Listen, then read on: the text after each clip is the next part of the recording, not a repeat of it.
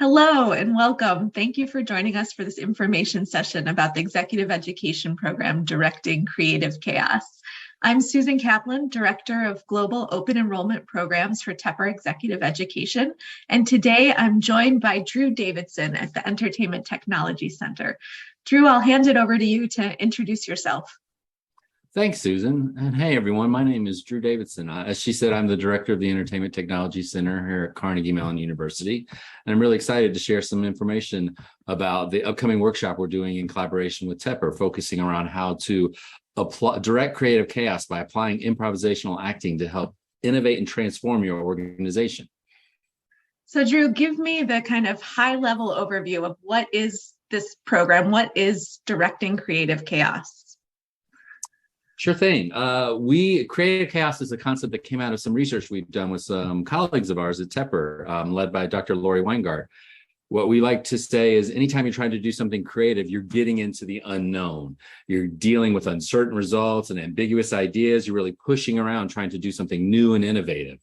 And so we find that that's just inherently a chaotic process. And because of the work we've done across the years, trying to create just video games and theme park attractions and you name it, virtual reality, we really started to hone in on ways to help orchestrate your way through this creatively chaotic process more successfully, more regularly, so that you get to more innovative work, even though it's sort of like impossible. Like I like to say, if you know exactly what you're doing and you're just going to execute that plan, then I'd argue you're not doing anything creative at all. Like you really have to start pushing yourself into the unknown and get really comfortable with the ambiguity of what you're doing to take those risks and get into the creative sphere where you're making your sort of like challenging yourself and inspiring yourself to do more innovative work.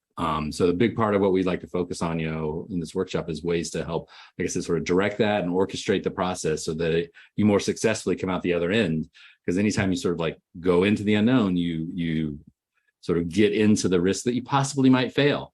But there are ways to sort of iterate your way towards the positive, successful solution. And how does improvisational acting play into that? That I do believe would be the secret weapon. We like to say it's our special ingredient at the ETC. It's been part of our program since the founding. It was inspired by a comment the founders had when they visited Pixar, and Ed Catmull, the president of Pixar, and currently I think he's like emeritus at Disney. But he really encouraged the founders to include improv in our curriculum because he felt it was the perfect way to have people sort of break down their egos, get more comfortable sort of doing things together, this collaboration. Because a lot of times when you're at a company or an organization, you're having to deal with people who have different backgrounds and different abilities. And so sort of trying to span that can be a challenge in and of itself. And then once you're dealing with that challenge, there's the additional challenge of now how do we do really great work across time? And he really sort of pitched improv as a way to do that because of the sort of yes and philosophy of the brainstorming of improvisational acting. So it's very visceral when you're on stage together and you're like, okay, we're trying to play. Like Brenda Harger, the professor who teaches it, likes to say there's a huge difference between having fun playing and being fun to play with. And it's the latter that you really try to strive to achieve when you're doing improv together. And so you're supporting each other and serving the narrative and serving the goals, and that it becomes a very just inherently creative, collaborative process that, like I said, when you're on stage, it just happens in the moment. And we believe it can translate into the work you do across a project or an effort together as a team. And so that's a big part of our focus, is using improv as that sort of foundation to then encourage teams to work better together. And another thing that we really love about improv, and again, this is something Brenda likes to say, is there's no amount of technology that can solve a bad idea. And so great thing about improv, if it's live generation of ideas. And so it's a great way to sort of iterate and improve your ideas together in a collaborative manner. Yeah, and it sounds like it closely mirrors that risk-taking process. Yes, I know that exactly. So many of us have that visceral response when we hear improv of getting scared or shy. And you just feel it when if it's not working yet, it just feels a little uncomfortable. And it's sort of how do you get more comfortable with that little discomfort so that you can sort of work together through it and then it's sort of that's going to happen when you're on teams together. Where people have different ideas, or the boss has an idea, or the client has an idea, I know the Entertainment Technology so well, transformational design. Can you tell us a little bit about what that means and how you can harness that? Yeah, what's nice is it builds off of sort of like improvisational foundation. In that, one of the things that we try to focus on is like, what's the experience you want if you're designing something for somebody? What's that experience you want them to have, whether they're a guest or a player or a user? So that's sort of like external to a product or a service, but even internal to like processes and systems. It's like, what's the experience you want your team to have together, or to work within the organization? And so that's a big focus for us. Like, that's the important thing to like, really, that's your goal as you sort of start setting things up. Not using that goal helps you then figure out, what's working and what's not. And we like to add this extra sort of aspirational challenge of how do you use your power for good? Like, can you do something transformational so that it has a positive social impact? Ideally, if you're making it a product or a service to go out into the world, and maybe it's gonna, you'd want it to have that sort of positive, have that sort of impact on our daily lives that really has a good social impact. And then, even internally, can you make systems and processes that can you design your sort of workflow so that it has a positive impact on your staff and on your team, so that they're working better together? And so that's a big part of sort of like, as you work through these things, are there ways that you can focus and have an impact that really is constructive and move forward in ways that are generative? I think so often we hear that processes are the enemy of creativity and of design. Right. So how do you reconcile those two kind of competing thoughts? What you've described is really harnessing that and building it into a process versus that stereotype that they're at odds. That is a really good question. I believe that's the thing where you're taking that risk as you try to move into something, because in some ways, no matter how well you design your processes or systems, they could end up stultifying any creativity, and you end up just we're going through the checklist, going like, we're going to be in, brainstorming session. Okay, we got to move on. We did that for a week, and next up we're doing this, and you work your way through, and then you get to the end and go, oh, it's not working. Throw it all out. And so there's a bit of that sort of risk in terms of getting it too calcified, as it were. But then we find it, to me, it's like this metaphor of like orchestration. That's why we talk about directing creative chaos. The idea of like, can you sort of set up an environment where there are constraints and guidelines, and the constraints can be your goal. Like, if you have all the money in the world and all the time in the world and you can do whatever you want, I'd argue you're going to struggle to try to do something, because constraints, I think, really help harness. You have to get creative when you're like, okay, we have to get it done in 6 months, or the client really needs it to serve, a population 50 or over.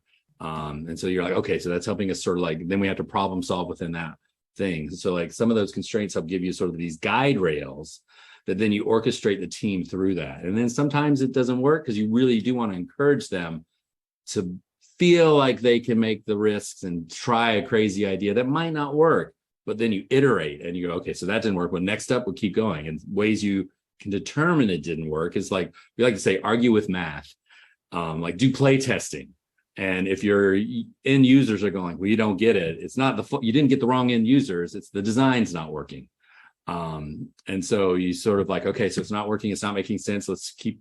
That means we have to keep iterating. So it's like being open to allowing what feels like a lot of churn happen, but that churn's what's going to get you to something that's really magical. And so that's part of it, is like opening yourself up to the discomfort of like, it's not going exactly how we'd hope, but we can keep guiding it towards a more successful direction. And the more comfortable you get, the more the team feels sort of like empowered and have the agency to really take those ideas and run with them and, make them even better. That's great. It sounds like so much to pack into a one-day workshop. Right. I know it'll be a long day, going from about 9 a.m. to 7 p.m. But tell me more about how that day is going to unfold and how we'll accomplish all of this. Yeah, we will start with just a little overview of the research that really sort of underpins what we're trying to impart through this workshop. And again, this came in collaboration with Tepper and Dr. Lori Weingart.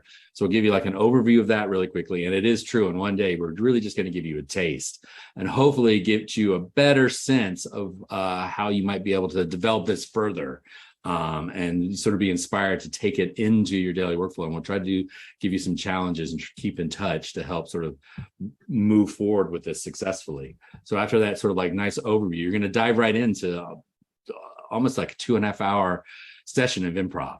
And so Brenda Baker Harger, who has an MFA out of CMU and directing and acting and here at drama, she's going to run you through some exercises, and she has a lot of experience sort of taking this paradigm of improv and showing how it can then be applied in ways towards how you work on teams and that collaboration. And a big part of that is storytelling. And like they say in improv, you're serving the narrative. That narrative can be the goals towards your project and not just the story you're trying to tell together on stage. But she'll run you through some exercises. And once we've done that, and these sort of like initial exercises will spawn on a reflection period. We'll do facilitated discussion to think through how we believe you could apply these ideas moving forward, regardless of what type of organization you're coming from. If you're like, oh, I'm in a nonprofit, or no, I just work, I'm in manufacturing. We believe these things are applicable across the board. From our experience. And Brenda's had a lot of success. She's done some stuff with companies and the Bosch Foundation here at CMU as well. So we strongly believe in this and encourage you to come with an open mind to the improv. Because as you noted earlier, sometimes it's like, oh, improv, oh, that's gonna be scary.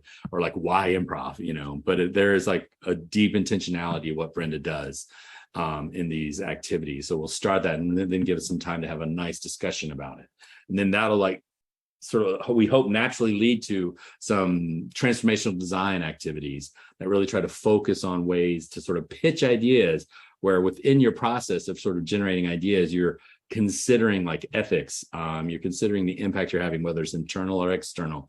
And so we'll have people sort of build on what they were doing in improv, think about an activity where they're gonna have to pitch to the team an idea that has, a planned impact. That hopefully is positive, whether it's social or internal.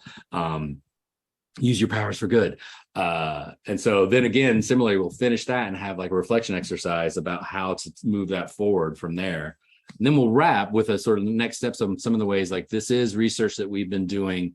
It started, 12 years ago with Lori Weingart coming to study with us. And we've done multiple studies since then and talked to industry. And we just have a second edition of the book, the Creative Chaos book. This is all based off of, published this summer.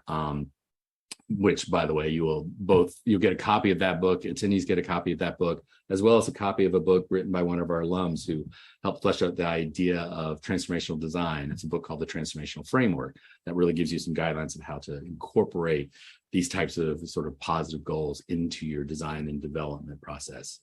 And so we'll sort of, one of the things we hope to have do is, as we wrap up, think about ways that the group itself, as a nice cohort, can contribute to the ideas like moving forward, where we sort of really walk the walk when we talk about improv. We think less about, the lessons we've learned and more about the lessons we're learning. And so we're continually trying to figure out ways to improve how we do innovative and creative work and how we impart that sort of creative, collaborative problem solving. And so we will like tap into each other in the workshop in ways that'll just expand the basis of that research and the creative chaos work that we're doing. Awesome. It sounds like a jam-packed day. Definitely. Should be full, but it'll also be, I think, really energizing because you'll be up and about, moving around and, doing stuff together and getting, like, we hope it to be a small group that's really highly interactive and engaging with each other. So there'll be opportunities not only just to network, which is awesome, meeting people is sometimes the best thing, but we'll keep you sort of working around. You won't just be sitting there listening to lectures. You'll be participating. Absolutely. And with some networking opportunities with a group breakfast, lunch, and a reception as well. Anything else you'd like prospective participants to know about the program or ETC? Well, what's fun about the program, and it's sort of inspired by the ETC, it was founded, it sort of is a great hallmark of like CMU's innovative impulses. Mm-hmm. It's an interdisciplinary program that was founded out of the College of Fine Arts and the School of Computer Science, but it doesn't reside in either, so that we didn't become too technical or too artistic. It sort of floats independently out here so that we can encourage people from all over, both in terms of faculty and industry, but also students to come and play together. And we try to tackle that sort of creative process, and it's really about collaborating with people from different backgrounds. And as we all know, whenever you're out, regardless of what your job is, you're dealing with people, and people can be challenging on a good day or a bad day. And so this really gets at what we like to say is like the soft skills for solving the hard problems of working together successfully, but also innovatively. And I was reading something from a colleague who was sort of saying you shouldn't think about it as soft skills. You should think about it as durable skills that will last you your whole career, regardless of what field you're in, regardless of where you go. And those sort of hard skills that sometimes people sort of like value more are more perishable, as you have to keep learning new things to keep yourself sort of salient to the marketplace. But, being able to problem solve, being able to communicate clearly, being able to collaborate successfully, like building on those sort of lifelong learning skills, we feel are very durable. And that's something that I think it sets, our alums, and we think this workshop can help you sort of think of ways to incorporate that into your workflow as well as you move forward. Absolutely. Well, I'm excited to be a part of the program and to attend as well. So I think we'll leave our viewers with some contact information. If you have any questions, please feel free to reach out directly to Drew Davidson or myself, and we hope to see you in class. Yes. Look forward to seeing you here. Thanks so much. Take care. Bye now.